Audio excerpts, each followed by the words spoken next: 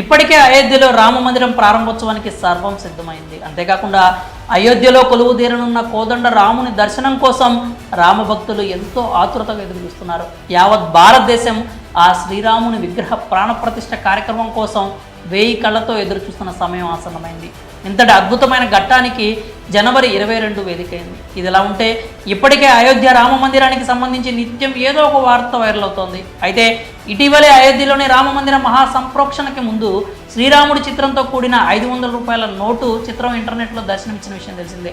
కాగా ఇందులో ఎటువంటి వాస్తవం లేకపోయినా దీనిని నిజం చేయాలని గోషామహల్ ఎమ్మెల్యే రాజాసింగ్ డిమాండ్ చేశారు. కొన్ని సందర్భాల్లో ప్రత్యేక నాణ్యాలను రిజర్వ్ బ్యాంక్ ఆఫ్ ఇండియా విడుదల చేయడం సర్వసాధారణం.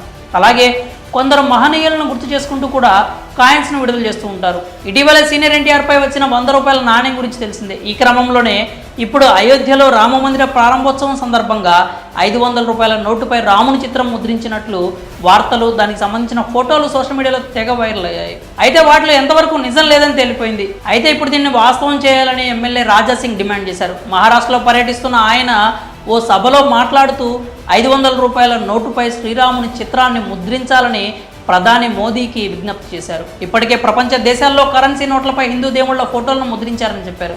అలాగే దేశంలో వక్ఫ్ బోర్డ్ పేరుతో ఉన్న భూములను రిలీజ్ చేయాలని పేర్కొన్నారు. అంతేకాకుండా దేశ విభజన సమయంలో భారత్ను విడిచి వెళ్లిన వారి ఆస్తులను కాపాడేందుకు అప్పటి ప్రధాని నెహ్రూ వక్ఫ్ బోర్డు చట్టం తెచ్చారని ఆరోపించారు.